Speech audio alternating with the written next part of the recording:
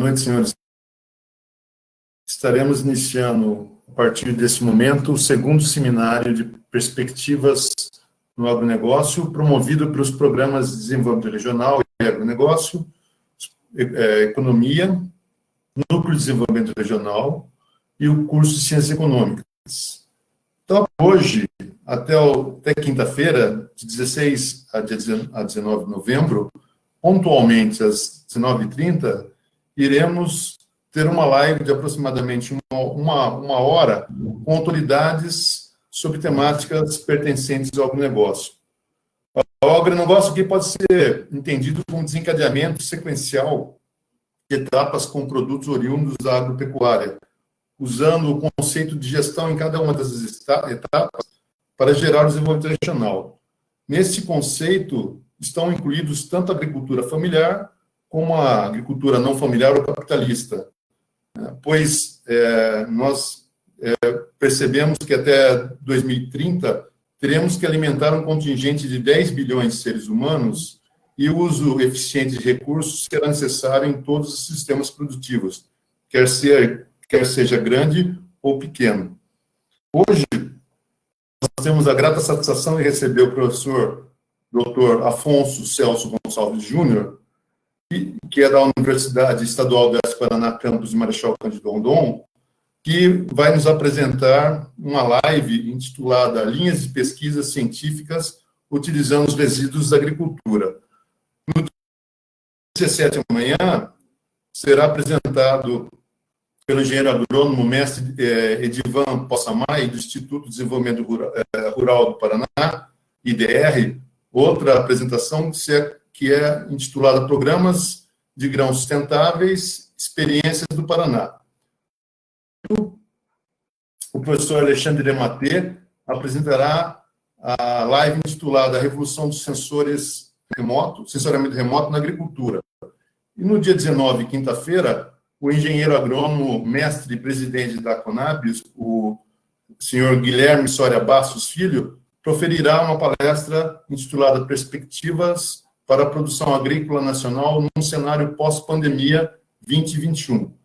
Nesse sentido, eu convido todos a participarem até quinta-feira, pontualmente às 19h30, e hoje, como eu falei, será a apresentação do professor Afonso. Brevemente, eu farei uma apresentação da biografia do professor Afonso, e na sequência, Afonso, eu peço que você possa fazer a sua... Ok? Maravilha. Então, Afonso Celso Gonçalves Júnior é professor associado à Universidade Estadual do Oeste do Paraná, campus Marechal Cândido Rondon, onde atua como docente e pesquisador do Centro de Ciências Agrárias. Atua como docente permanente e orienta nas áreas de sistemas de produção sustentáveis, no programa de mestrado e doutorado em agronomia e também no programa de mestrado de química na área de química analítica. Atualmente é bolsista produtividade em pesquisa, categoria 1, pelo CNPq na área Ciências Ambientais. Sua formação é a seguinte: Química Industrial pela Universidade Federal de Santa Maria, Rio Grande do Sul, especialista em ensino de Química da Universidade Estadual de Ponta Grossa, mestre em Agroquímica na Universidade Estadual de Maringá, doutor em Química Analítica da Universidade Federal de Santa Catarina, estágio pós-doutoral de curta duração em remediação de compostos alimentícios, compartimentos alimentícios, da Universidade de Compostela, pós-doutor em Ciências Ambientais da Universidade Federal de Goiás, pós-doutor em Ciências do Solo, na UEM também.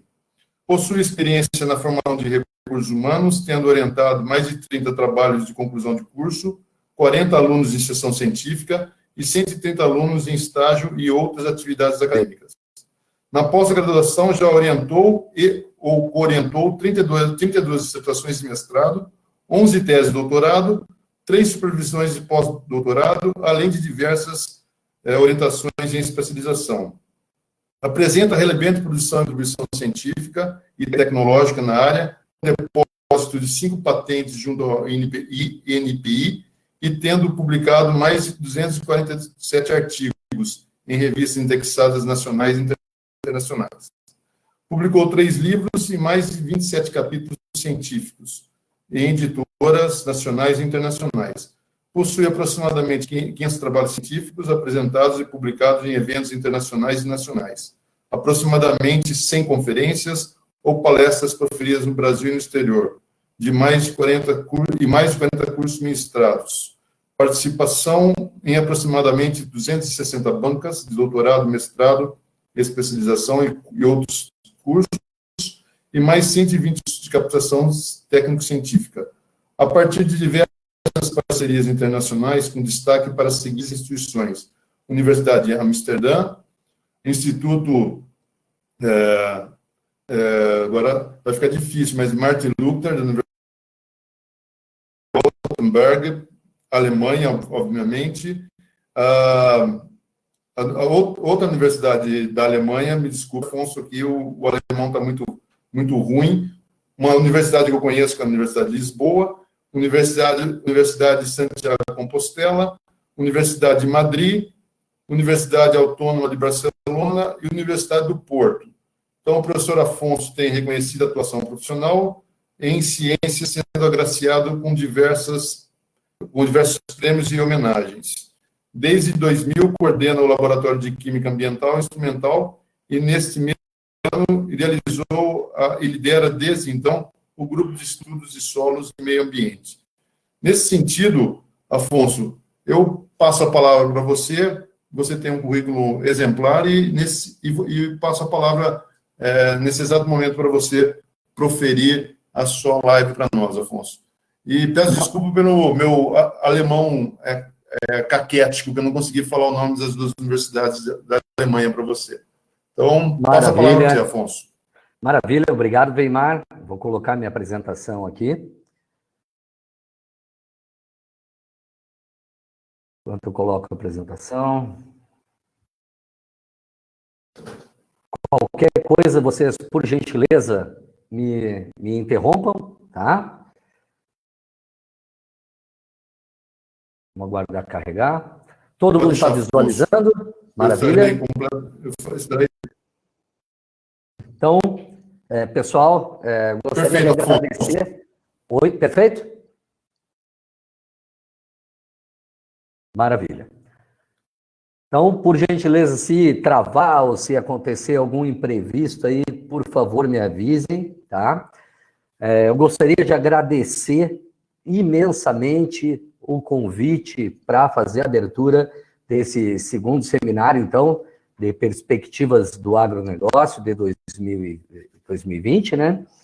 Agradeço especialmente ao professor Weimar, que me fez esse convite, e já aproveito para cumprimentar todos os professores do programa, de uma forma especial, um grande abraço também ao professor Peri, ao professor Jandir, e a todos os docentes desse importante programa aí, de mestrado e doutorado que nós temos na nossa instituição.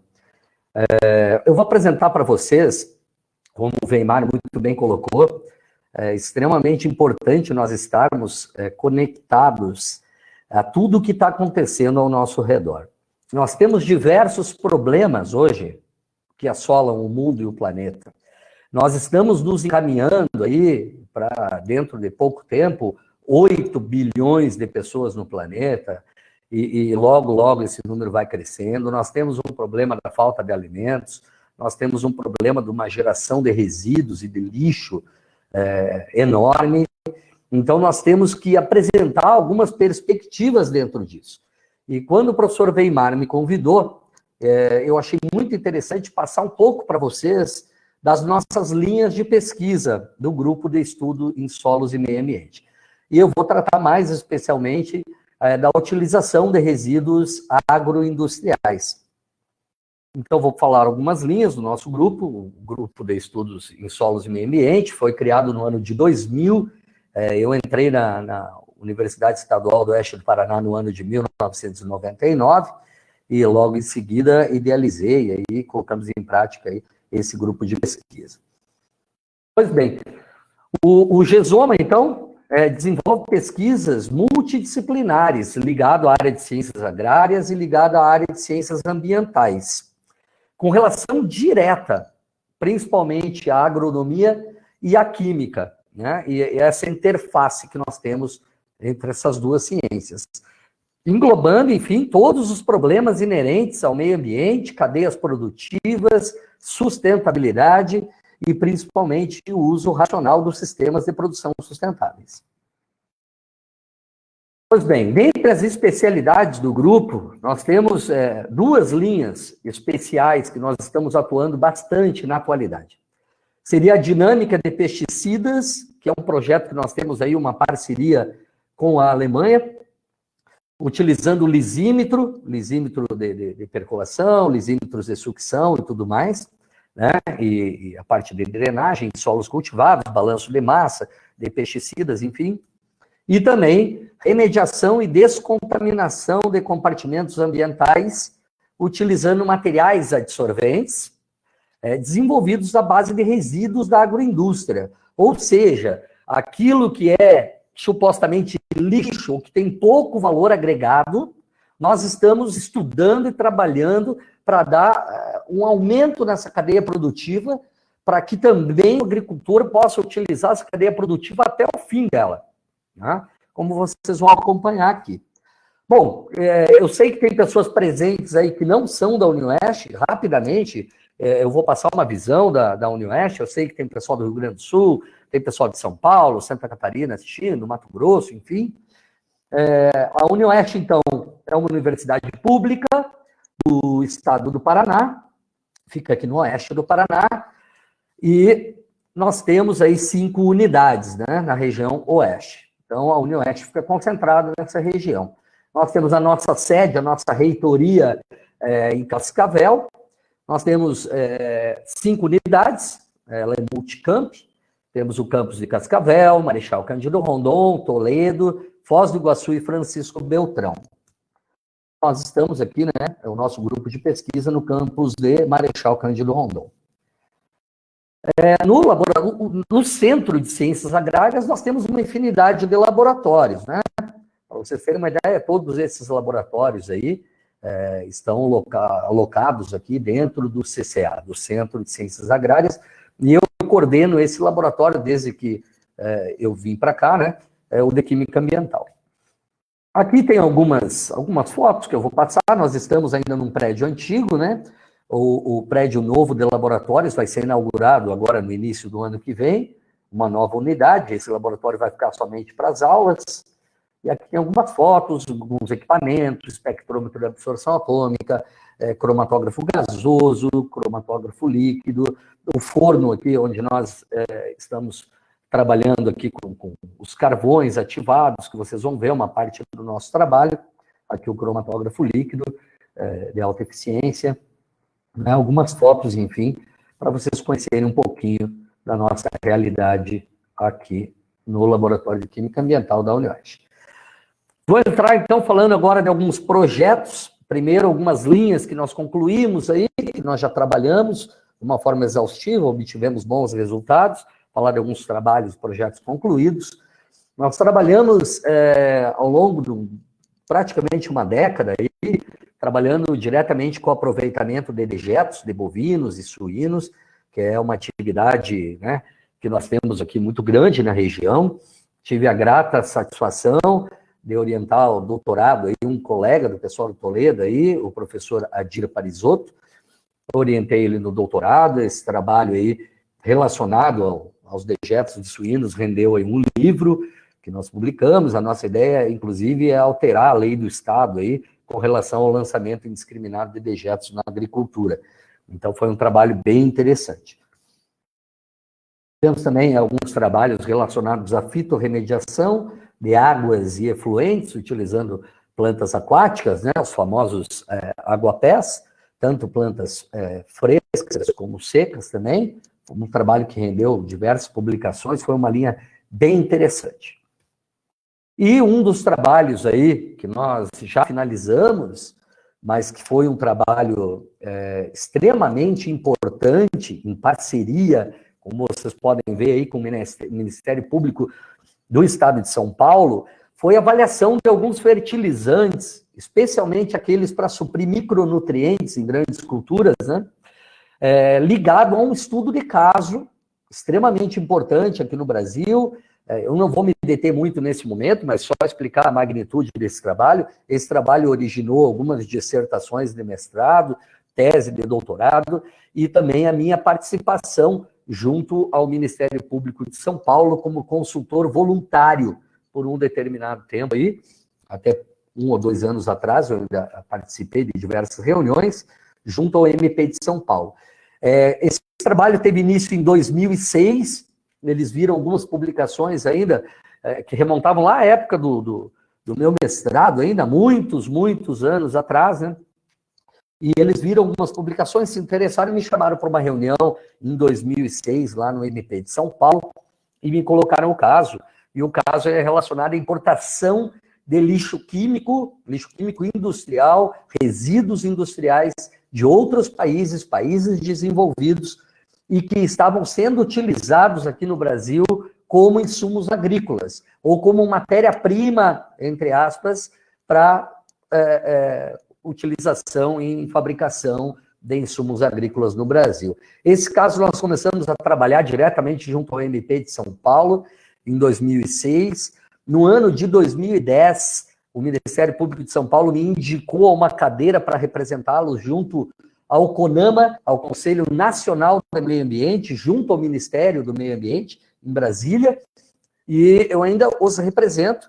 Não represento o estado do Paraná, vejam só, né, que aqui eu estou, minha linha de trabalho aqui, mas aqui é o pessoal do antigo IAT, que representa o estado, agora é chamado IAT, né, Instituto Água e Terra, que representa o estado do Paraná lá no CONAMA, e eu sou um dos representantes do estado de São Paulo pelo MP de São Paulo, né? Nós ainda estamos trabalhando nessas questões, essas questões ainda não estão fechadas, essas questões envolveram em muitas investigações, e nós avaliamos que essa importação de lixo químico aí envolvia muito mais do que o uso em alguns tipos de fertilizante para suprir micronutrientes, e envolvia uma grande quantidade de sonegação de impostos, sonegação fiscal, envolvia lavagem de dinheiro, enfim.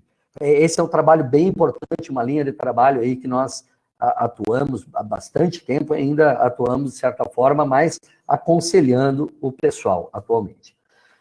Como vocês podem ver aí, tem algumas notas de jornal aí, que o CONAMA decidiu se permitir ou não o uso de resíduos industriais. Eu participei de mais de 20 reuniões junto ao CONAMA, no Ministério do Meio Ambiente, representando o Estado de São Paulo, e lá nós sabemos que é muito difícil, o lobby de algumas indústrias de fertilizantes é muito pesado lá em Brasília, né? Mas foi uma experiência muito boa nós estarmos representando a nossa instituição dessa forma. Eu auxiliei aí diversos pareceres, você pode ver que esse é um processo do CONAMA, esse aí o interessado é um instituto, uma ONG, Planeta Verde, e eu fui um dos que ajudou a dar parecer aí com relação a essa matéria em especial, como você pode ver ali no assunto, na parte superior, uso de resíduos industriais indicados como matéria-prima para a fabricação de produtos fornecedores de micronutrientes utilizados como insumo agrícola, tá? Então, isso aí foi um trabalho muito bacana. Eu participei aí, exatamente de 21 reuniões aí, junto ao CONAMA, Ministério do Meio Ambiente, algumas matérias que saíram na época, e gerou um capítulo de livro, junto com os meus orientados aí, sobre esse risco ambiental e a contaminação de solos, né? Esse livro foi publicado em 2014, se alguém tiver curiosidade, né, tem o site aí, ele é Open Access, ou seja, todo mundo pode baixar os capítulos aí de forma gratuita, ok? Então foi bem importante esse trabalho. Agora eu vou entrar mais em alguns projetos em andamento, que são aquelas 2 linhas que eu apresentei no início, né, dessa palestra. Um deles é um trabalho que nós temos aí em parceria com a Alemanha, há algum tempo já, que trata da dinâmica de pesticidas no perfil de solos cultivados, utilizando lisímetros. Então, nós temos a instalação de um lisímetro completo aqui, todo automatizado, que foi em virtude desses projetos que nós tivemos aí com o pessoal da Alemanha. Ele está instalado, tem dissertações de mestrado, aí uma tese de doutorado que está iniciando também, ligados a esse projeto. Eu vou apresentar algumas fotos para vocês, enfim, para vocês conhecerem um pouco do trabalho. E, paralelamente, tem um outro aluno meu de mestrado trabalhando com a validação dos métodos cromatográficos, tanto em cromatografia líquida como gasosa, especificamente para a determinação de pesticidas, tá? Então, esse trabalho em parceria aí, nós estamos trabalhando diretamente com modelagens matemáticas. O pessoal da Alemanha, eles trabalham mais com a modelagem teórica, nós estamos fazendo as modelagens experimentais aqui. Então, isso aí envolve uma grande experimentação no campo, também experimentação no laboratório, validação dos métodos. Foram recursos aí dessa parceria que nós recebemos em torno de R$500 mil aí para a instalação desses equipamentos todos, desse lisímetro, e também essa possibilidade dos intercâmbios, né, de alunos irem daqui para lá e vice-versa. Tem algumas fotos, em 2018, eu estive lá, esse aí é o professor Borg que coordena essa parceria junto comigo, e nós temos uma parceria também com a Universidade de Blumenau, com a FURB, que está junto nesse projeto. Eu estive lá visitando o professor Borg, fiz uma apresentação dos nossos resultados, dos nossos projetos, e estamos trabalhando aí em parceria.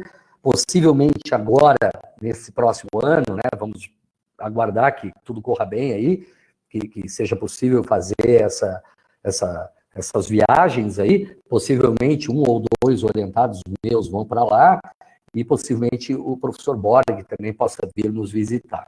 Então, isso aí foi em 2017, 2018.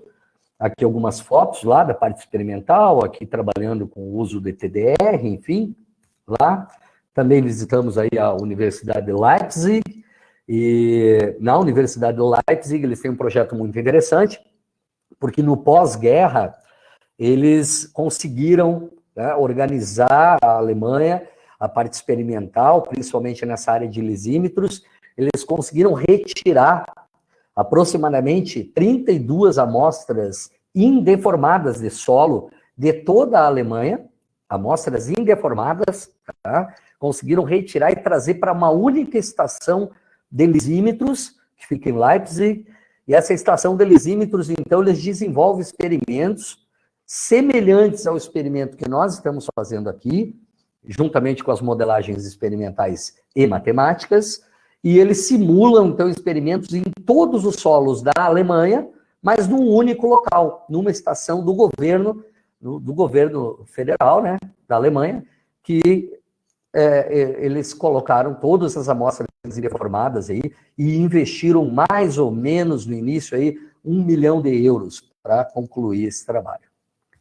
Aqui tem algumas fotos dessa estação de lisímetro. Então, vocês podem ver aí que na nossa esquerda, né, nessa parte aqui, a única parte que fica na superfície, onde tem o cultivo, e toda essa outra parte aqui, onde eu estou passando o mouse, essa outra parte é subterrânea, e cada equipamento desses remete a um lisímetro que nós temos lá em cima, então. Então, foi muito interessante passar aí 2 semanas com o pessoal, visitando, acompanhando esses trabalhos, porque veio acrescentar muito na nossa linha de pesquisa aqui no Brasil, aqui na nossa UniOeste. Então, já voltando nesse mesmo projeto, aqui a área experimental que nós temos deste projeto de lisímetros, na UniOeste, do campus de Marechal Cândido Rondon. Essa figura aqui do meio, vocês podem ver a nossa ilha, como nós chamamos, da amostra 1 metro cúbico indeformado, né, de solo, onde nós temos o lisímetro. E ali tem uma foto da instalação, quando foi feita, para vocês terem uma ideia como que nós retiramos essa amostra indeformada e tudo mais para fazer a instalação desse equipamento.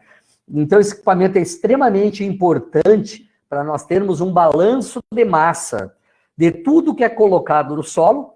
Nós temos uma parte experimental, e dentro dele tem essa ilha do lisímetro, mas a parte experimental é toda conduzida da mesma forma, como vocês vão ver nas próximas fotos.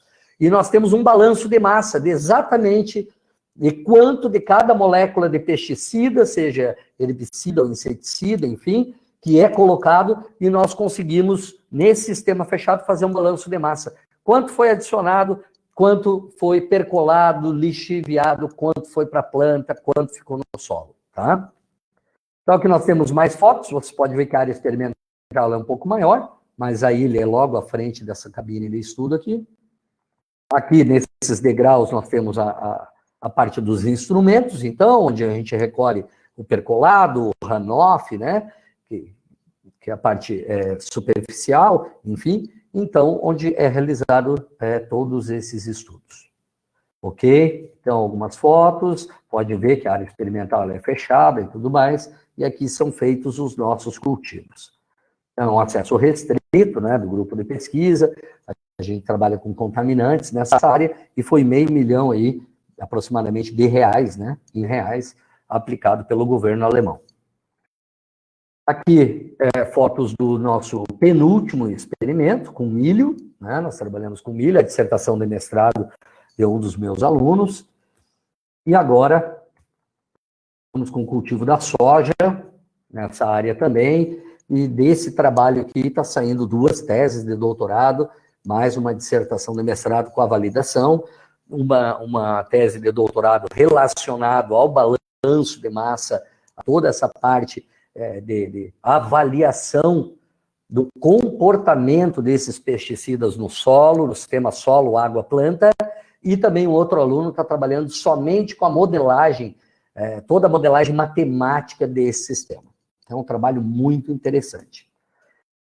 Pois bem, tem mais umas fotos, aqui nós temos simuladores de chuva aplicados aí, né, nesse experimento.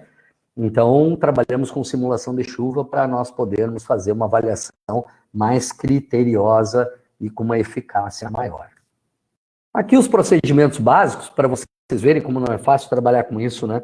Nós temos que ter procedimentos para quando nós estamos trabalhando com pesticidas em solos e tecido vegetal, porque solo e tecido vegetal, né, é um material sólido, nós temos que fazer uma extração desses pesticidas, desse material, então nós temos ali, demonstrando de forma bem breve para vocês, porque não é o intuito dessa palestra, dar uma disciplina de química analítica, enfim, só informá-los para vocês terem uma ideia, mas enfim, aqui, toda a parte de extração desses pesticidas, né, nós temos aí uma extração sólido-líquido com pré-concentração em cartuchos de C18 para posterior determinação ou em cromatografia gasosa ou em cromatografia líquida de alta eficiência, logicamente que altera-se o método devido à especificidade do pesticida que nós estamos trabalhando, né? Algumas moléculas, sua melhor quantificação é por um método de cromatografia gasosa e outras por cromatografia líquida, ok? E no comportamento das águas que percolam, que lixiviam, águas de superfície relacionadas a esse experimento, aí a extração é outra, não é uma extração sólido-líquido, como é com solos e planta, né? E sim uma extração líquido-líquido com posterior determinação, ou por cromatografia gasosa, ou por cromatografia líquida de alta eficiência. Aqui alguns resultados que nós tivemos, então, desse projeto. Nós ganhamos o ano passado aí como o melhor trabalho científico deste evento aí em Portugal.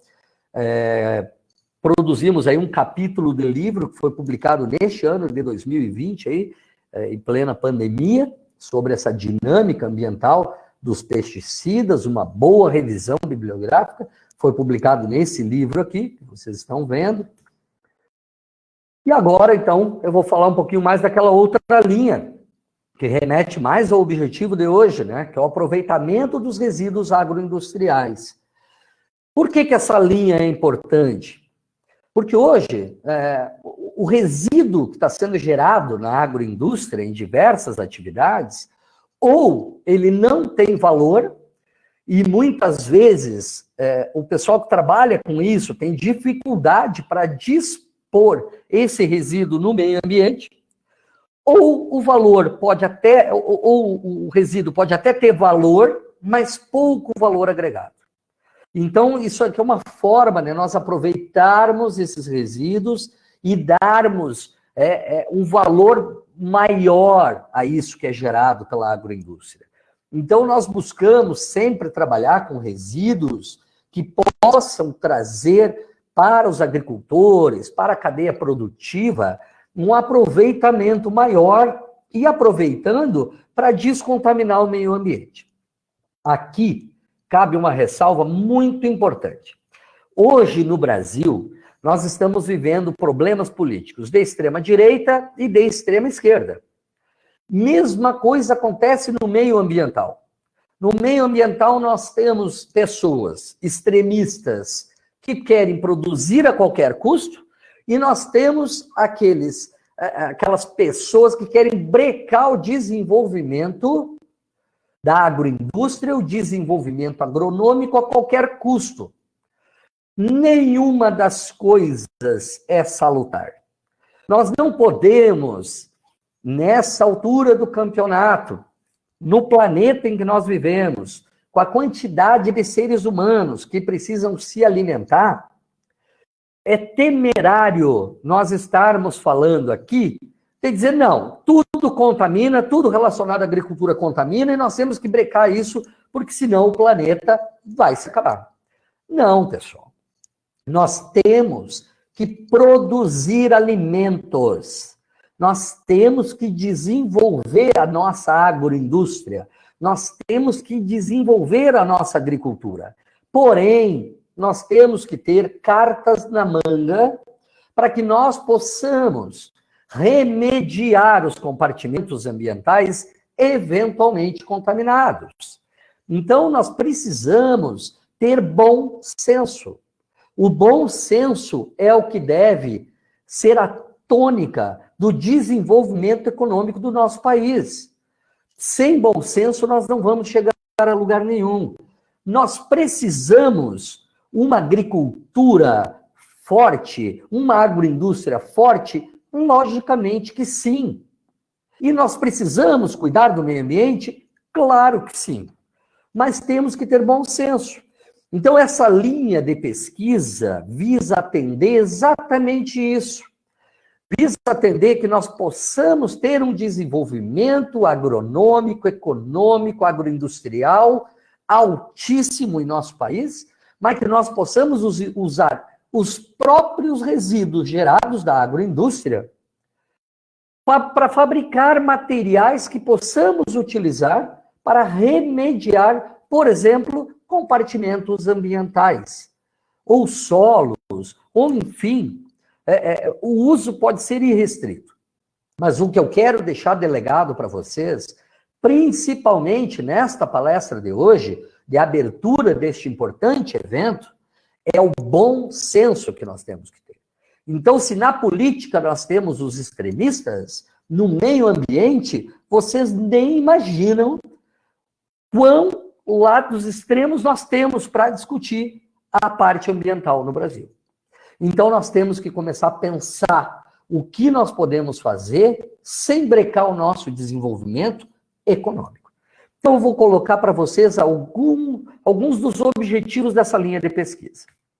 Pois bem, para introduzir esse assunto rapidamente, não se preocupem, é tudo um bate-papo rápido aqui, da água existente no nosso planeta, para vocês terem uma ideia, somente 2,5% da água existente no nosso planeta é água doce.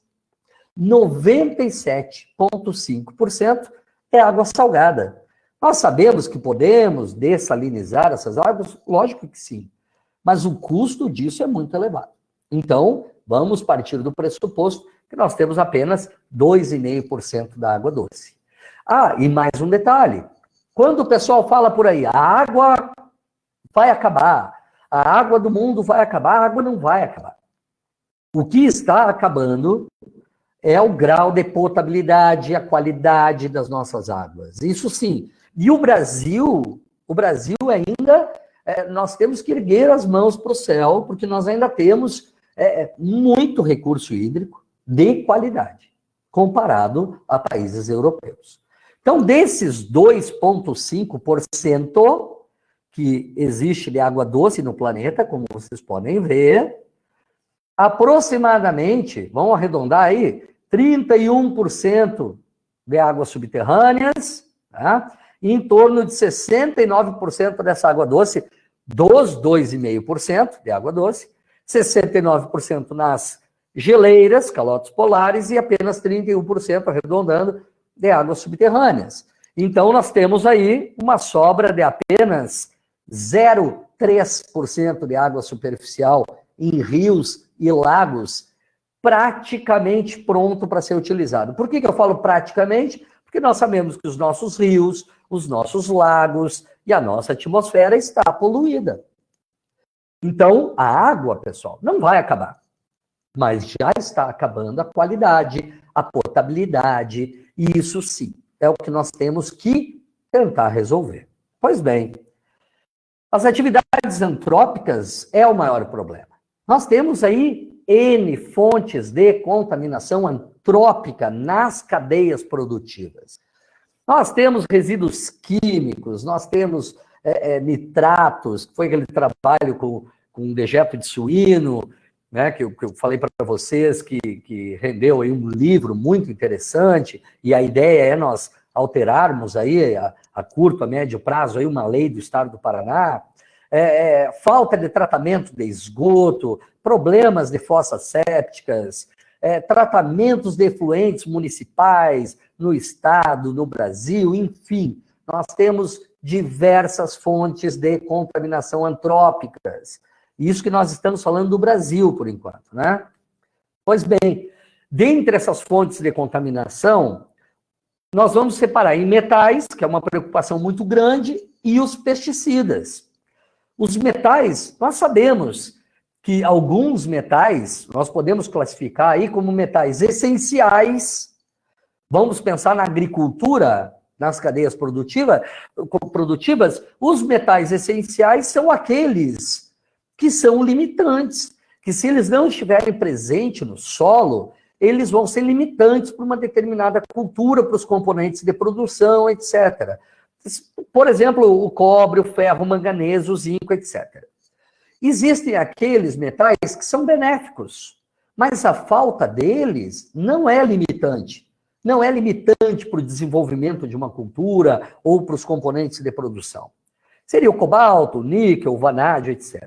E nós temos aqueles metais tóxicos, que não devem estar presentes. Como é o caso do cádmio, do chumbo, do cromo 6, do mercúrio, etc. Bom, esses metais, eles estão presentes naturalmente no meio ambiente, alguns. Mas a maioria vem da ação antrópica. E muitos vêm de insumos agrícolas. Na minha aula, recentemente, na minha aula na disciplina de Meio Ambiente e Sustentabilidade, para pós-graduação, mestrado e doutorado em agronomia, eu coloquei um dado de uma referência bibliográfica da Nature, muito antiga, que dizia que, proveniente de atividades, né, da agricultura, a contaminação era extrema com relação a metais. Isso há muito tempo atrás. E eu tenho publicações que comprovam que hoje aumentou em torno de 60% a 70%. Mas, logicamente, que isso depende muito da fonte, da matéria-prima que você utiliza. Aí é um outro contexto para uma outra discussão. Mas, então, colocando para vocês o porquê da preocupação com relação aos metais. Bom, com relação a essa preocupação, eu apresentei para vocês anteriormente, falei sobre esse capítulo de livro aí, que nós publicamos em 2014, e sobre esse trabalho aí, junto ao CONAMA, né, que eu participo ainda, mas já foi um trabalho bem mais efetivo aí, e agora, infelizmente, ele está meio stand-by, né, devido a vários problemas que estão acontecendo dentro do Ministério do Meio Ambiente, que não vem ao caso aqui, né, colocar questões políticas. Enfim, um outro problema que nós temos é o uso de agrotóxicos, né? Então, por favor, voltando naquela questão do bom senso. Não vamos falar que não podemos utilizar agrotóxicos na agricultura, porque isso é uma insanidade. Hoje, nós não conseguimos produzir alimentos em quantidade para alimentar 7 bilhões e meio de pessoas no planeta, que está se encaminhando para 8 bilhões, e daqui a pouco seremos 10 bilhões, sem o uso de moléculas de pesticidas, sem o uso, então, dos inseticidas, dos herbicidas e etc. Nós não podemos tapar o sol com a peneira e dizer que nós vamos conseguir gerar alimento sem o uso de agrotóxicos. Porém, nós temos que ter cuidado. Aonde que está o maior problema do uso de agrotóxicos? Falta de controle com a matéria-prima. E isso nós estamos acompanhando de forma muito grave aqui na região oeste do Paraná, porque são aqueles pesticidas que entram pelo Paraguai, são contrabandeados, né, pelo descaminho, que acabam chegando aqui na região oeste do Paraná. De moléculas, muitas vezes, que já foram proibidas na Europa. Algumas estão permitidas no Brasil, outras já foram proibidas na Europa e no Brasil. E continuam aparecendo aqui nos nossos solos, nos nossos cursos hídricos. Então, nós temos que ter cuidado com a fonte, né, com a matéria-prima, de onde nós estamos adquirindo. E o principal, não utilizar agrotóxicos em excesso na agricultura. Esse é um outro problema. As pessoas que vendem, os vendedores, sempre recomendam um pouco mais do que é o necessário. Então, nós temos que ter, volto a dizer e frisar, bom senso. Então, vejam, esse coquetel aí com 27 agrotóxicos foi um estudo do Ministério da Saúde que foi publicado em 2018, mas foi um estudo que foi feito até 2017 em vários municípios do Brasil. Foi feito um trabalho muito rigoroso e foi encontrado esse coquetel desses 27 agrotóxicos aí, de 1 a cada 4 municípios do país. Cerca de 1.300 cidades foram encontrados esse coquetel na água de abastecimento público. Então, tem alguns dados interessantes aqui. Vejam só, como os professores que me convidaram para esse evento estão em Toledo, eu coloquei os dados de Toledo aqui, bem embaixo no rodapé, vocês podem acompanhar que essa base de dados completa, vocês podem baixar e acessar na base de dados do Ministério da Saúde. Tá? Mas em Toledo, que quando foi publicado em 2018, tinha uma população aproximadamente aí de 135 mil pessoas, não tenho certeza, mas enfim, é o dado que está. Vocês podem encontrar esses dados aí nesse site Por Trás do Alimento. Tá? Em Toledo, foram detectados teores dos 27 agrotóxicos, que era o coquetel que estava sendo estudado. Ou seja, todo o coquetel que estava sendo estudado pelo Ministério da Saúde foi encontrado na água de abastecimento de Toledo. Destes 27, vocês podem visualizar aqui que 11 agrotóxicos estão associados a doenças crônicas, como câncer, defeitos congênitos e distúrbios endócrinos. Tá? Desses 27, então 11 relacionados a doenças crônicas, aqui estão esses 11. A Laclor, a atrazina, você pode ver aqui o glifosato, lindano, DDT, que já foi proibido. Então, como que está sendo encontrado isso? Isso em Toledo. Isso em Toledo. Agora vamos ver em Marechal Cândido Rondon, onde eu resido com a minha família. População aproximada aí de 52 mil habitantes, 5 agrotóxicos foram detectados. Desses, 2 são associados a doenças crônicas e outros 3. Então, diuron, a permetrina, clorpirifos, metacloro, simazina, tá? Então, por que eu fiz esse embasamento com vocês? Para fazer esta pergunta aqui. É necessário nós estarmos descontaminando? É necessário nós estarmos remediando as nossas águas? Existe essa necessidade? Claro que existe. Claro que existe. Então, eu vou passar agora para vocês alguns estudos com esses adsorventes, e é com D mesmo, pessoal. Não são absorventes. Né?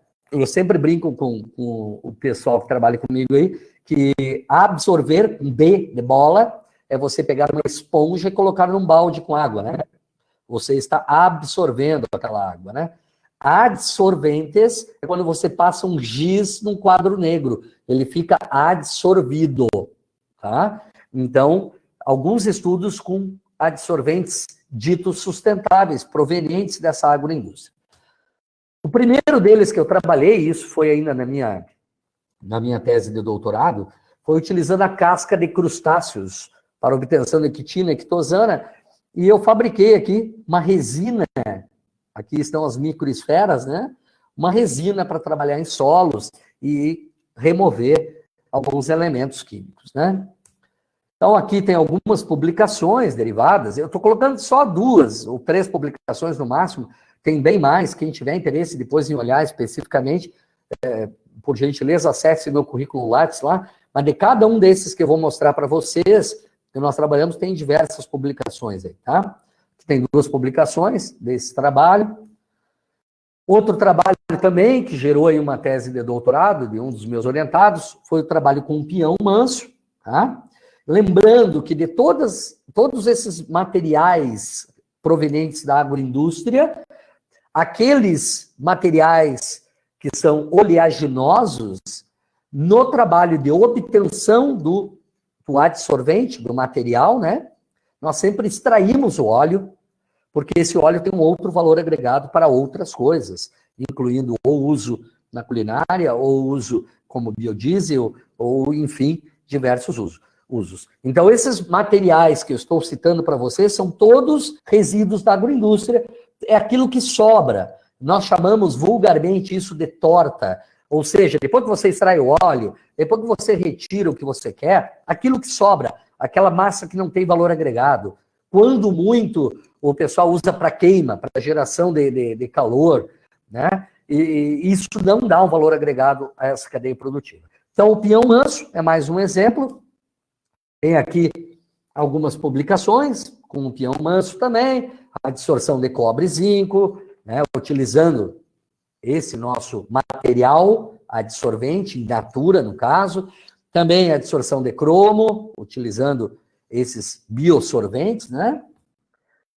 Outro material que eu utilizei num dos pós-doutorados que eu fiz em Goiânia, na Universidade Federal de Goiás, eu trabalhei com 2 espécies lá, moringa oleífera e crambe, tá?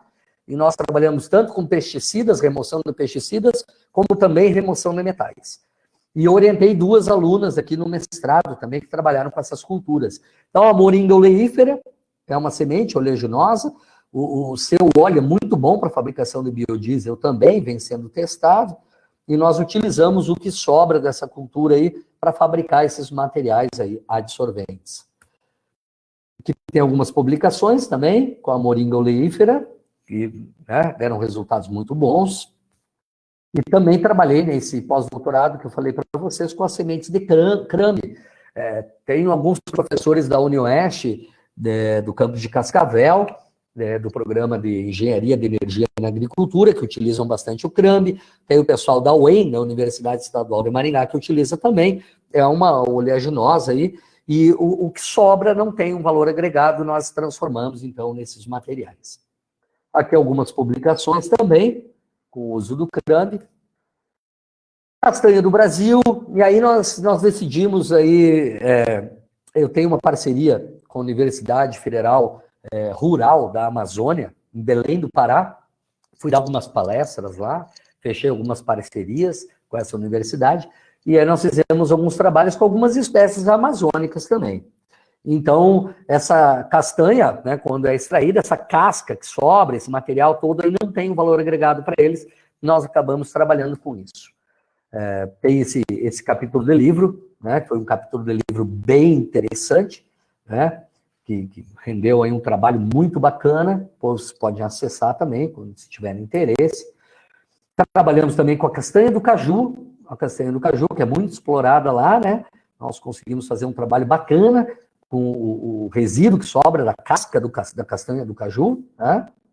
Tem algumas publicações aqui também.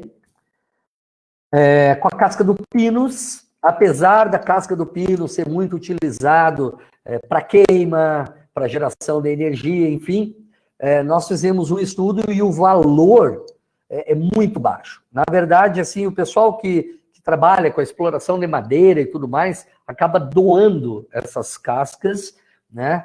E sem valor agregado nenhum na cadeia produtiva. Então, nós descobrimos aí um nicho também ambiental de trabalho, né? Trabalhamos com a casca do pinus. Aí vocês podem ver que tem um capítulo de livro, alguns artigos científicos também que foram publicados. Tudo isso que eu estou falando para vocês, pessoal, originou aí dissertações de mestrado, teses de doutorado, enfim, diversos trabalhos. Casca da mandioca foi um trabalho muito interessante, porque aqui na nossa região, né, a mandioca é um alimento altamente consumido, bom, no Brasil inteiro, né, do Nordeste até o Sul, mesmo que mude de nome, né, macaxeira, aipim, mandioca, enfim, acaba tendo um uso muito grande na culinária brasileira. E essa casca, e o pessoal utiliza para quê? Muitas vezes utiliza aí jogando aí para suinocultura, enfim, sem ter um valor agregado. E esse trabalho aqui deu resultados muito interessantes. Muito, muito interessantes mesmo. Então, aqui nós temos um capítulo de livro que foi gerado, né, um capítulo de livro com resultados excelentes desse trabalho.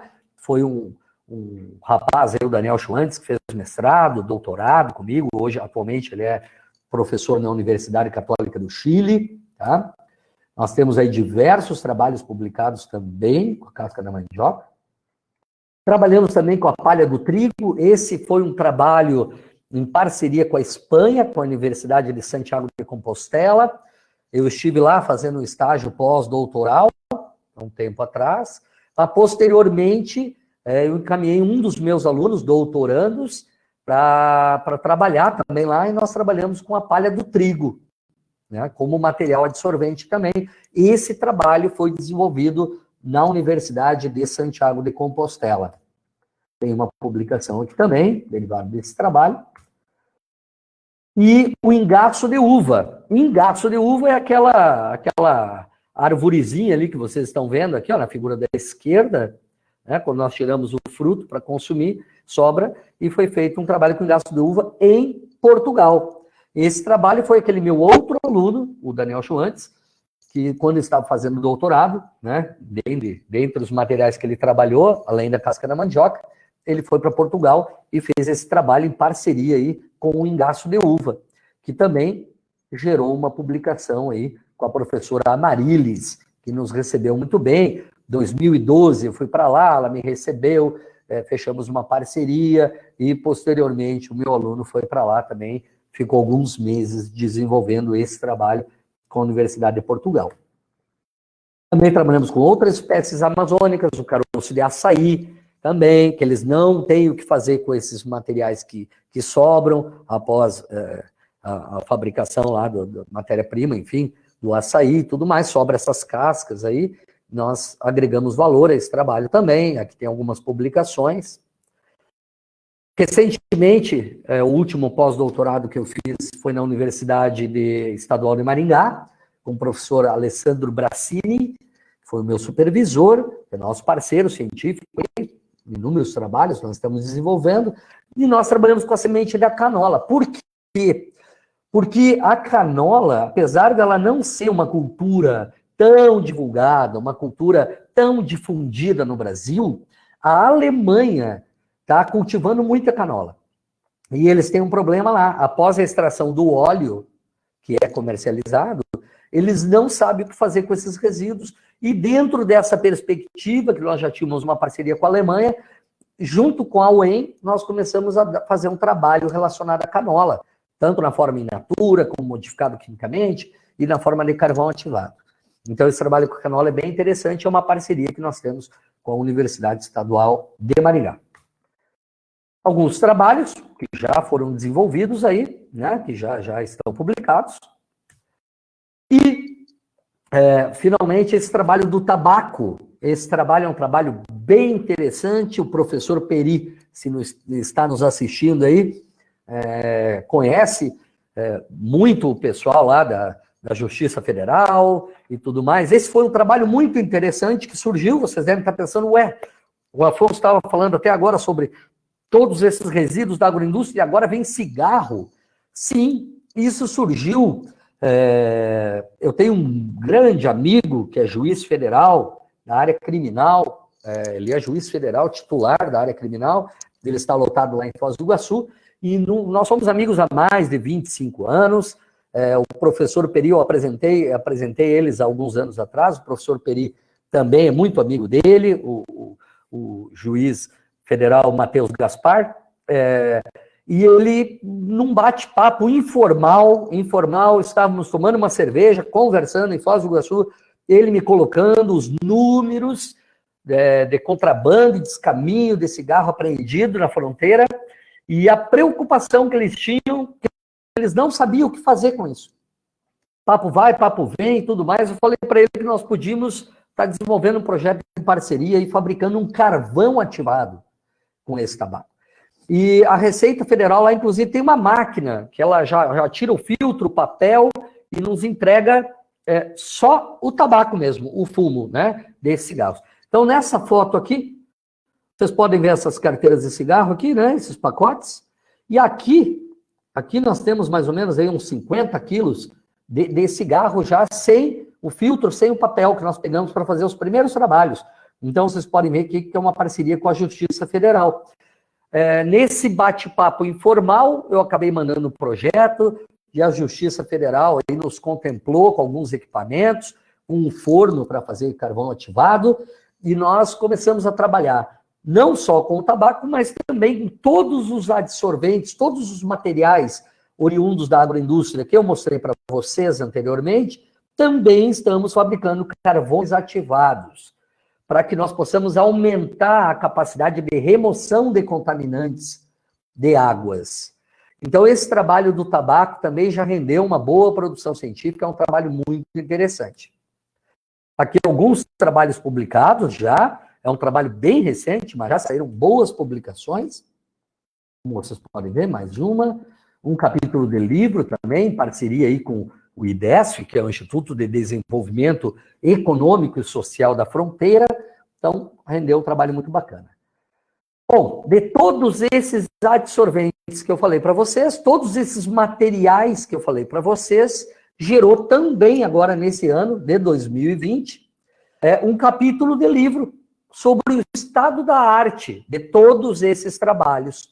E também foi publicado nesse mesmo livro aqui, que vocês viram anteriormente, que nós também publicamos um capítulo voltado para a questão da dinâmica dos pesticidas com o uso de lisímetros. Também publicamos aí um artigo muito bom de revisão sobre todo esse estado da arte desses materiais alternativos provenientes da agroindústria, que nós estamos fabricando materiais filtrantes, então, de lixo ou de coproduto, como quiserem chamar, tudo aquilo que sobra da agroindústria, nós estamos transformando em materiais adsorventes, materiais filtrantes, visando descontaminar, remediar compartimentos ambientais contaminados com metais e agrotóxicos, pesticidas, né?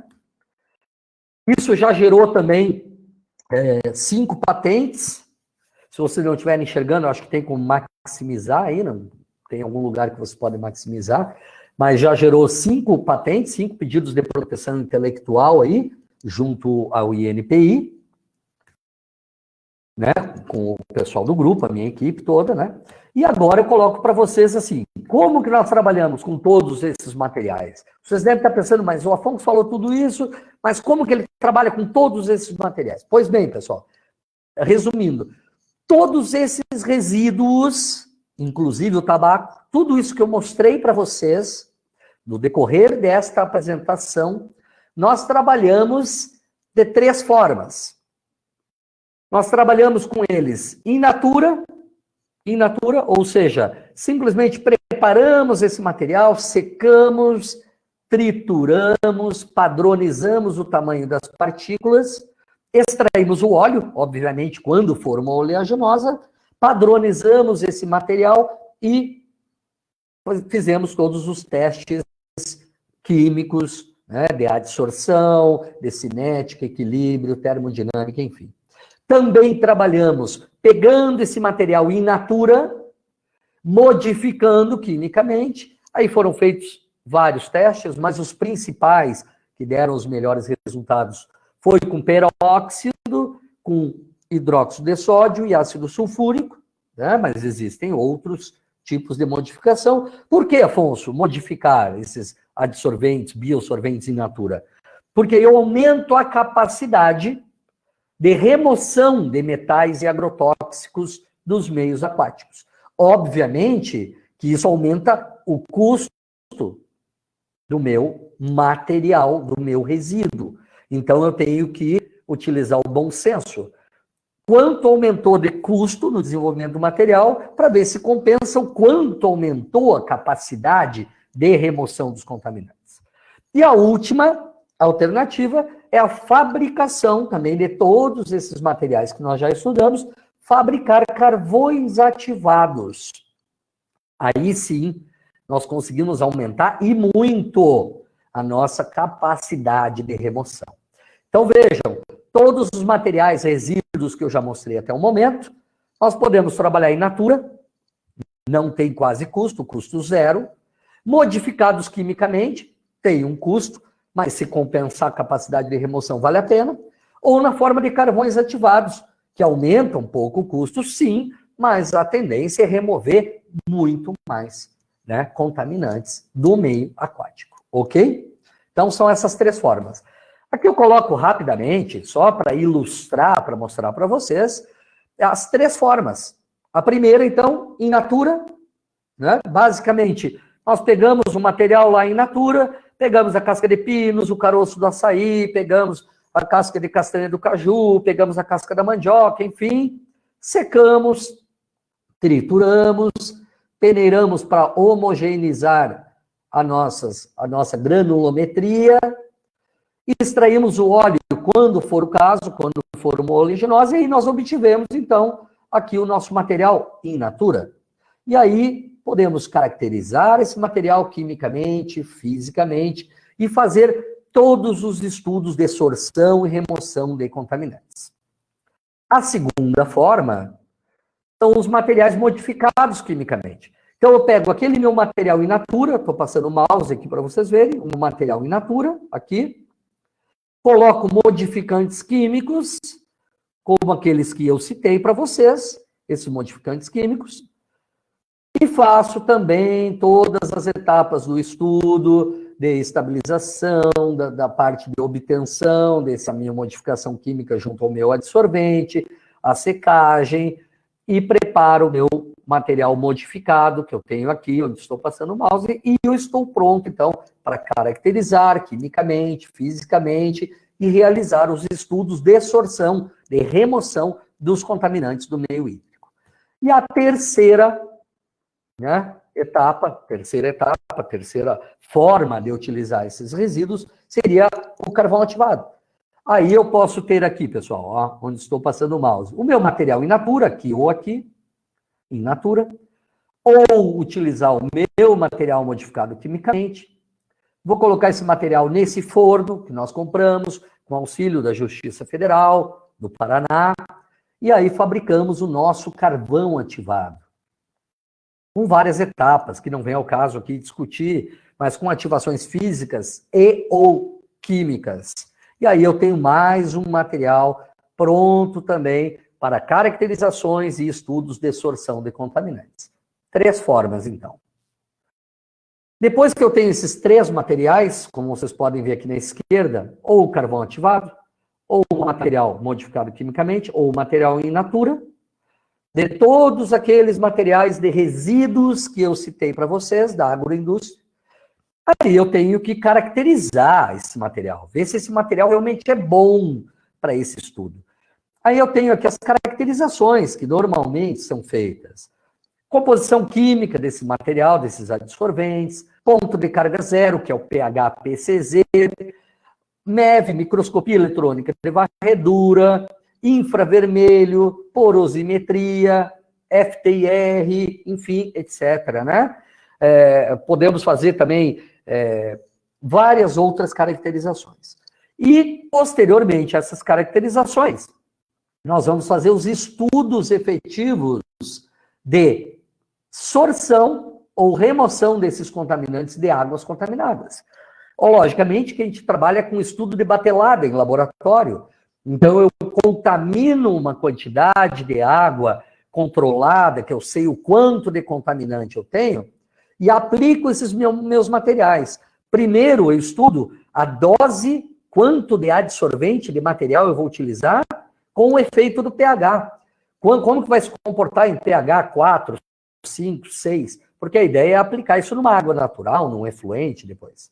Trabalho também com a determinação da cinética de adsorção, como que está acontecendo isso, que tipo de cinética eu tenho, pseudo primeira ordem, pseudo segunda ordem, Elovite, enfim, difusão intrapartícula.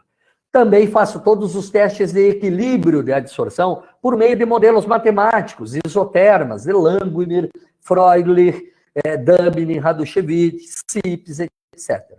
Estudo também a influência da temperatura sobre o sistema, a termodinâmica da adsorção. E, finalmente, depois que eu adsorvi, removi os metais, os pesticidas, eu estudo como é que eu faço para remover desse meu material esses meus contaminantes também. Enfim. Bom, visando a remoção, então, descontaminação de compartimentos hídricos, com todos esses materiais que eu citei para vocês, dentro de todas as condições, nós já trabalhamos com todos aqueles materiais para remoção de cádmio, chumbo, cromo, cobre, zinco, diversos metais tóxicos, essenciais, de compartimentos hídricos eventualmente contaminados. E também pesticidas, herbicidas, inseticidas. Isso com todos aqueles materiais e naquelas 3 formas, in natura, modificados quimicamente ou na forma de carvão ativado. Vocês podem ver que é uma longa linha de trabalho aí, longa linha de pesquisa, e temos bastante coisa pela frente. Aqui eu coloco basicamente, para ilustrar, logicamente, que isso aí não é para cansar vocês, né? Mas basicamente como é que o estudo é feito. Então, nessas condições, né? Depois que eu tenho os materiais prontos. Então, aqui na minha esquerda eu tenho meu carvão ativado, meus materiais modificados quimicamente, meus materiais in natura. Aí eu posso colocar aqui, ó, coloco em condições controladas, né? Uma solução contaminada com pesticidas, herbicidas, inseticidas, enfim, condições controladas e conhecidas, ou metais separadamente. Faço as condições de equilíbrio, faço os estudos de cinética, termodinâmica, equilíbrio e tudo mais. Separo esse material, filtro ou coloco numa centrífuga, faço a extração líquido-líquido quando for necessário, quando eu estiver trabalhando com pesticidas, e aí eu atuo trabalhando, então, com a minha determinação analítica, com a minha determinação experimental, conforme o procedimento adequado. Se for um pesticida, eu vou utilizar ou a cromatografia gasosa aqui, ou a cromatografia líquida. Se for metais, eu posso estar utilizando ou a espectrometria de absorção atômica, ou o método plasma, o ICP, enfim. Tá? Isso aqui é mais para ilustrar para vocês. Pois bem, chegando ao final da nossa apresentação, eu gostaria de dizer para todos que hoje é uma condição sine qua non para que nós possamos estar desenvolvendo os nossos projetos de pesquisa, nós estarmos sempre ligados nessa agenda que foi definida pela ONU para 2030, dentro desses 17 Objetivos de Desenvolvimento Sustentável, mesmo porque as nossas universidades são ranqueadas anualmente, são ranqueadas e têm o seu impacto ranqueado dentro dessas ODSs, dentro desses Objetivos de Desenvolvimento Sustentável. E toda essa linha do nosso trabalho está ligada a esta ODS, a ODS 6, o Objetivo de Desenvolvimento Sustentável Mundial para essa Agenda de 2030, número 6, água potável e saneamento. E de tudo isso que eu falei para vocês, eu vou resumir aqui que todos esses estudos, olha a magnitude disso, todos esses estudos que eu apresentei para vocês, eu não vou entrar na especificidade se o material é o carvão, é modificado quimicamente, se ele é da castanha de caju, castanha do Brasil, casca de mandioca, tabaco, enfim, mas de uma forma geral, de todos os trabalhos que nós desenvolvemos até então, publicamos cientificamente, geramos patentes seja o material na forma de carvão aqui, onde eu estou passando o mouse, ou modificado quimicamente, ou in natura, com todos esses estudos de sorção, com todos esses resíduos que eu apresentei para vocês, a remoção de contaminantes de águas contaminadas, em torno de apenas 4 a 8 gramas, obviamente, dependendo do material, do resíduo e da forma que eu trabalhei, se é in natura, se é modificado quimicamente ou se é carvão ativado, mas resumindo a conclusão de todos esses trabalhos, em torno de 4 a 8 gramas desses materiais sustentáveis inovadores é suficiente para descontaminar de forma geral 1 litro apenas. 1 litro eu descontamino com apenas 4 a 8 gramas do meu material. Eu consigo descontaminar e retirar todos os metais tóxicos e pesticidas presentes nessa água. Então, 4 a 8 gramas de um material que muitas vezes é jogado no lixo, muitas vezes não tem valor agregado, e com todos esses trabalhos nós conseguimos descontaminar 1 litro de água contaminada. Então, imagine a aplicabilidade ambiental disso, principalmente para o nosso país. Então, pessoal, eu agradeço a todos vocês pela paciência. Eu queria trazer uma visão diferente do uso de resíduos da agroindústria nessas perspectivas que nós precisamos abrir a nossa mente para trabalhar com bom senso, para que nós tenhamos um bom desenvolvimento econômico, um bom desenvolvimento da agricultura e possamos estar com objetivos bem definidos para termos uma carta na manga para que possamos estar descontaminando os nossos recursos ambientais. Eu deixo aqui o meu telefone de contato, meu WhatsApp. Vocês podem me achar nas redes sociais, Instagram, Facebook, WhatsApp e tudo mais, ok? Me coloco à disposição para conversarmos aí. Vou retirar a apresentação, ok? E vou deixar somente a minha câmera aberta. Muito obrigado a todos, muito obrigado pelo convite.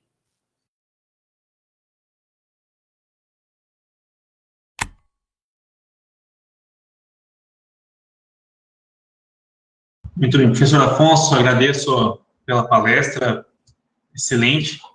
Eu acho que o Weimar está conseguindo entrar. Weimar, está aí? Eu consegui, eu estava fora do ar momentaneamente, Afonso. Eu consegui ver até o último slide que eu falei que você tem que cobrar direitos autorais do nosso ilustre professor Kleber, né? Mas parabéns, Afonso. E agora a gente inicia a segunda etapa de 20 minutos de pergunta para a gente finalizar esse nosso primeiro dia. Eu não estou conseguindo acompanhar pelo Facebook, se alguém puder me ajudar.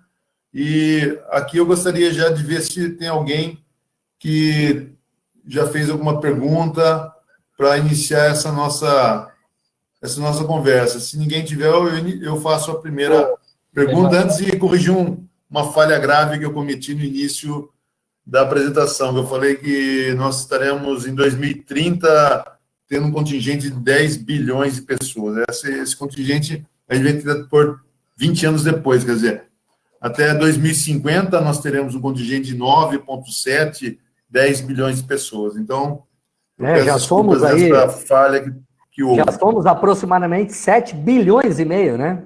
Então, até 2050 é capaz que a gente atinja esse patamar, né, Afonso? Pessoal, só uma pergunta, não falhou a apresentação, em nenhum momento, conseguiram me ouvir? De maneira nenhuma, eu tive problema, mas no Facebook não, mas eu comentava com alguns colegas, foi perfeito, Afonso, mas eu tive problema na minha rede, sim. Mas eu falava com o Flávio constantemente e não teve problema nenhum. Então, acho que o Leonardo Galafassi, ele fez uma pergunta aqui, ó. Vamos ver se... professor, parabéns pela palestra. O senhor comentou sobre os trabalhos analisando as contaminações de solo com agrotóxico. Ouço muito debate sobre quais seriam os níveis tóxicos desses elementos no solo e na água. Muitas vezes, os limites são distintos em diferentes países. Gostaria de saber a sua opinião sobre o assunto e quais são os estudos que os órgãos oficiais se baseiam para a definição de limites máximos de agrotóxicos encontrados no solo e na água. Ótima pergunta. Eu vou fazer uma observação que vai causar espanto para vocês. Vou dar um exemplo. Eu dei uma aula agora, na última sexta-feira, para os meus alunos de pós-graduação, e falei sobre contaminantes de preocupação emergente. Falei sobre a atrazina, sobre um dos pesticidas aí que eu citei no trabalho aí. Vamos pegar um exemplo assim, na Europa, né, os pesticidas, enfim, de uma forma geral, eles são estipulados o limite da água contaminada por pesticidas como mistura. Então, por exemplo, na França, se você pegar na Inglaterra, você vai pegar lá e dizer assim, ó, o limite de pesticidas na água para consumo humano não pode, no conjunto de todos os pesticidas, da mistura, não pode exceder tantos microgramas por litro de água. No Brasil, nós temos limites, mesmo assim nós temos ainda contradição em algumas portarias, nós temos contradição em algumas resoluções e algumas legislações entre o Ministério da Saúde e o Ministério do Meio Ambiente.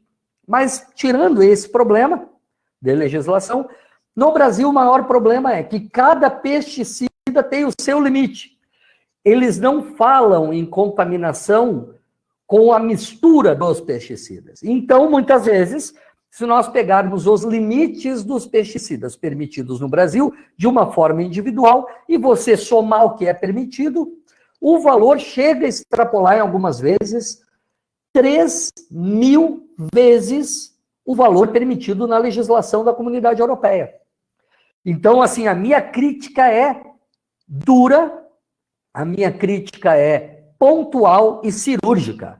Enquanto os ministérios da saúde e do meio ambiente não sentarem para definir políticas em conjunto, nós vamos ter sérios, e continuar tendo sérios problemas ambientais no Brasil. Afonso, não sei se eu respondi. Respondeu, claro.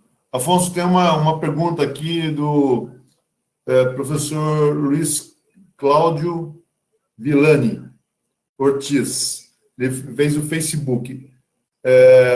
Professor Afonso, sou professor do Instituto Federal Goiano, no campus Iporá, Goiás.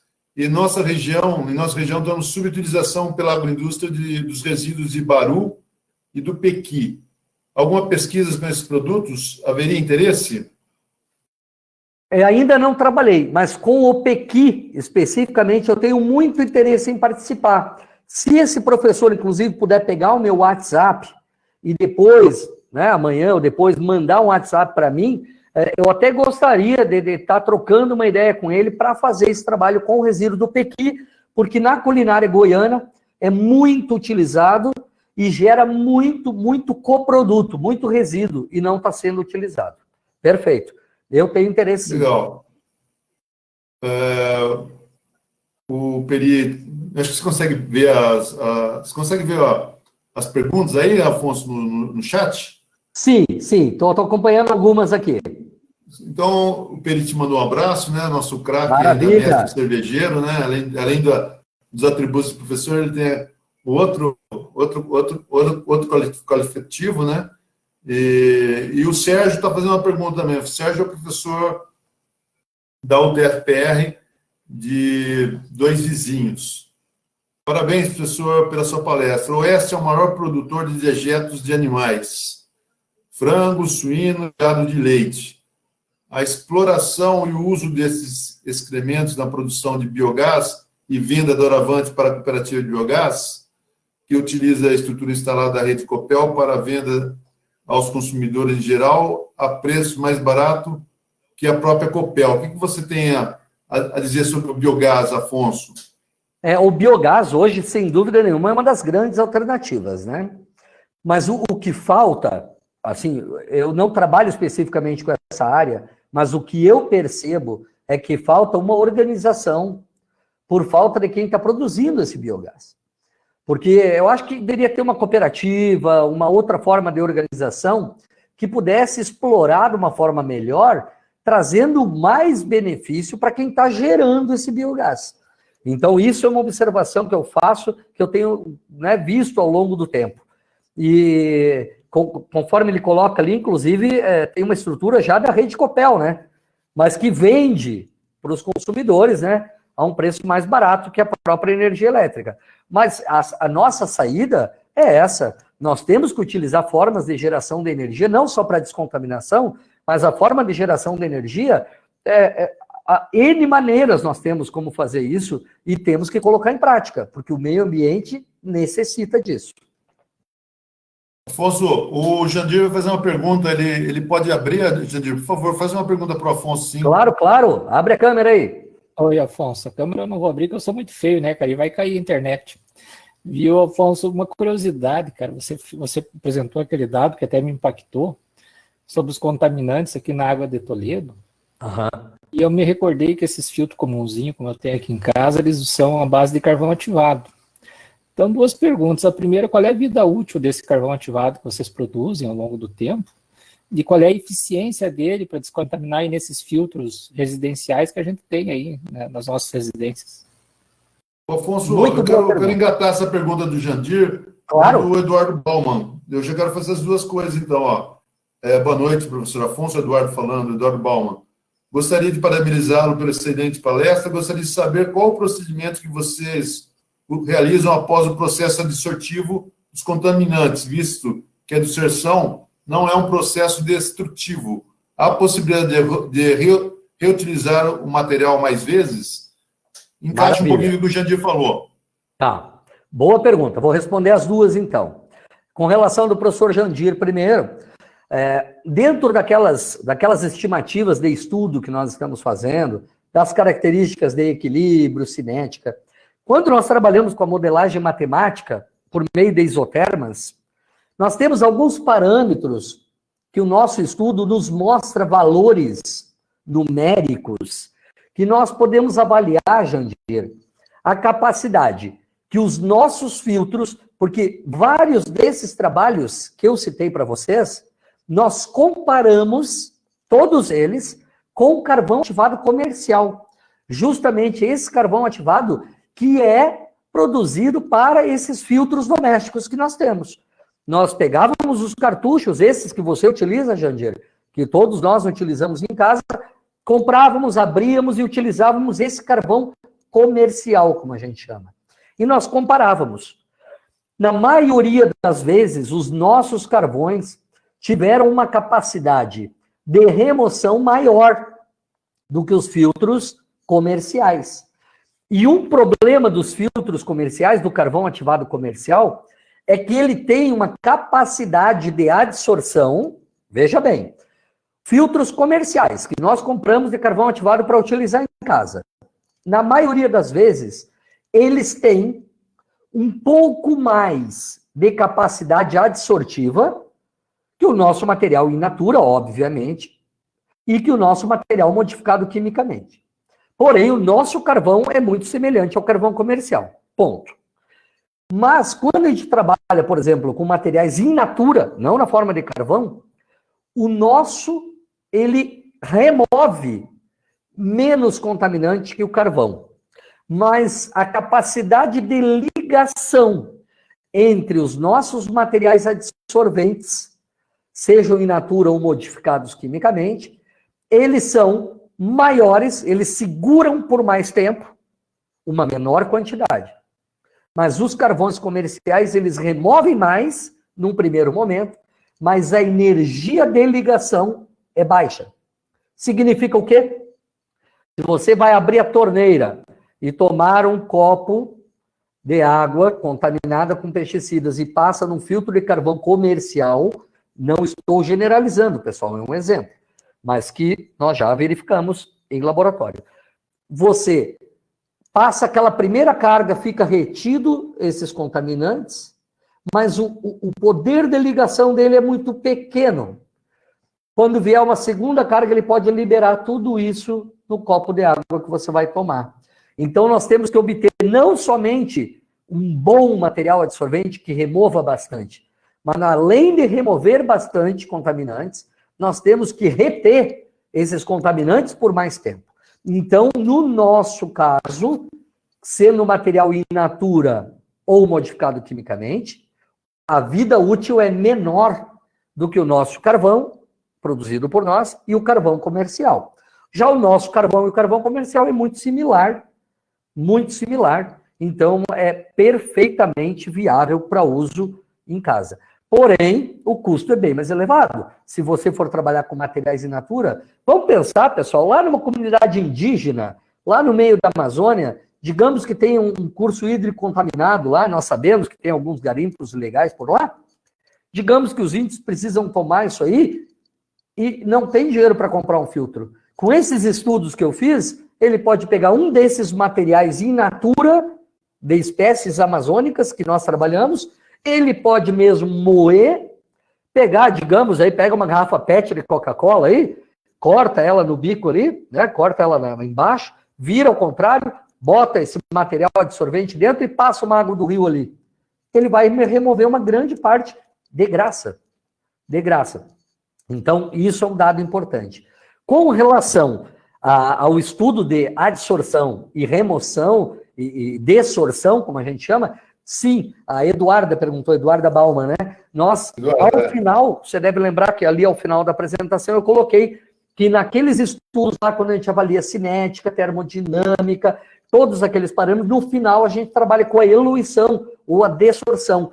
É justamente o estudo que a gente faz para remover os contaminantes desse material, que seja biosorvente ou modificado ou carvão. Por que a gente faz esse estudo? Primeiro, não é só para reaproveitar o material, porque muitas vezes o material é muito barato, mas não é para não pegar esse material com esses contaminantes e jogar no meio ambiente de novo. Então a gente remove esses contaminantes, a gente consegue quimicamente recuperar esses contaminantes, precipitar ou colocar de uma forma que a gente possa descartar adequadamente, quimicamente, né, e não largar no meio ambiente novamente. Espero que eu tenha respondido, Jandir e Eduarda. Afonso, acho que a gente vai fazer...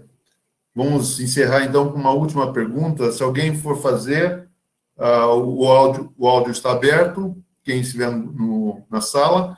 Quem estiver falando, quem estiver assistindo no Facebook, por favor, encaminhem para nós. Senão, a gente encerra com uma pergunta.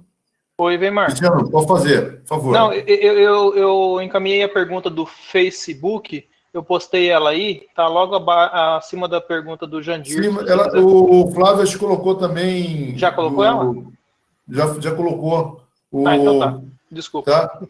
Então, eu já tinha visto ela anteriormente, já tinha feito essa pergunta. Afonso, eu vou fazer mais uma pergunta, então, para encerrar. Claro. Você falou que esse processo de retirada de substâncias tóxicas do meio ambiente, você consegue fazer, nessa última fala, consegue fazer a retirada e mandar esses resíduos tóxicos para outros locais sem agredir ambientalmente, agredir o meio ambiente, né? Eu gostaria de perguntar uma nova demanda que tem surgido, Afonso, isso tem me preocupado um pouco, que é a substituição de energia tradicional por energia fotovoltaica e energia à base de baterias de carros, esses novos carros que são movidos a bateria elétrica. No primeiro momento, eu acho muito interessante, falam que é não poluente, mas quando essas peças começarem a ficar obsoletas ou não conseguir armazenar a quantidade de energia suficiente, elas vão ser descartadas. Quais são as perspectivas do ponto de vista dessas placas fotovoltaicas, dessas baterias dos carros Tesla, por exemplo, de reutilização ou poluição do meio ambiente? Esse problema de baterias, né? Eu não sei exatamente, mas eu acredito que essas baterias também, fotovoltaicas de carro, são com placas de chumbo também, né? Porque O hoje em dia... cádmio, né? Pode ser chumbo ou cádmio, uma coisa assim, né? chumbo ou mistura de chumbo e cádmio, mas geralmente chumbo tem. E um dos grandes problemas ambientais que nós temos hoje no mundo é o descarte inadequado de baterias. Isso é um problema, assim, que é difícil ver a solução a curto e a médio prazo. Porque muitas vezes uma oficina mecânica substitui essas baterias e muitas vezes a empresa que vendeu essas baterias não faz o recolhimento. Então, se isso aí for descartado no meio ambiente e a bateria tiver placas de chumbo, essa placa de chumbo é um problema gravíssimo que nós temos. Gravíssimo. Vou te dar um exemplo. Vocês conhecem o Major Souza, né? Que fez um mestrado com vocês aí no programa, né? E eu fui co-orientador dele de doutorado e ele fez um pós-doutorado comigo. No doutorado, nós fizemos um trabalho com o chumbo de estandes de tiro no Paraná. Então, nesses estandes de tiro aí, as cápsulas de chumbo, né, os projéteis que ficavam no solo, iam sofrendo oxidação, contaminação, percolação, lixiviação e etc. E nós fizemos um trabalho ambiental muito bacana em todo o estado do Paraná em relação a isso, e isso também teve a publicação aí de livro, capítulo de livro, enfim. Então, todo esse material, as baterias e tudo mais, com placas de chumbo, é um problema extremamente grave. É uma solução a curto prazo, mas para resolver um problema está gerando outro.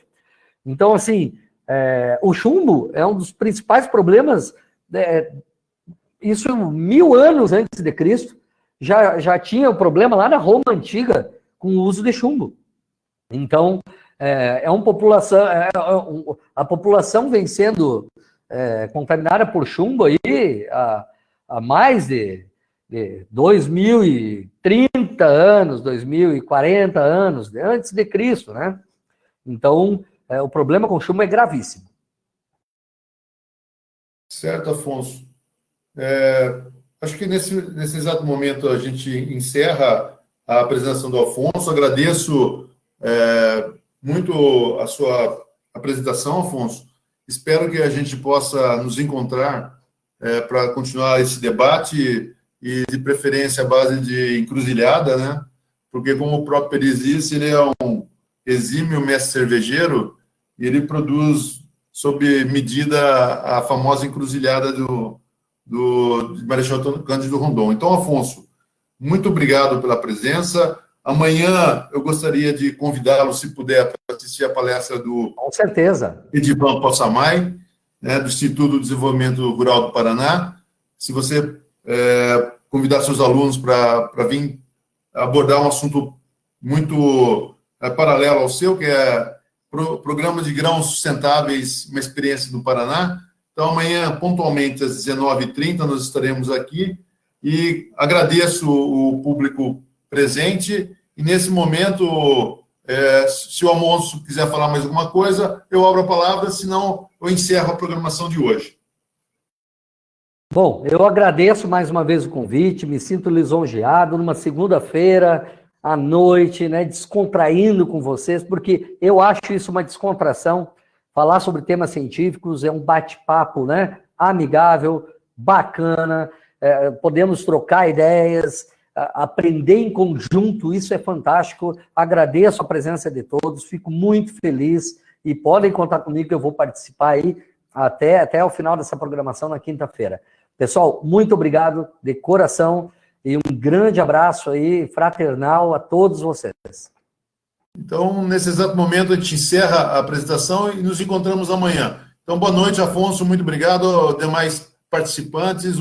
E amanhã nós encontramos professores, alunos, colegas e sociedade. Nós nos encontraremos amanhã às 19h30, ok? Um grande abraço, boa noite a todos.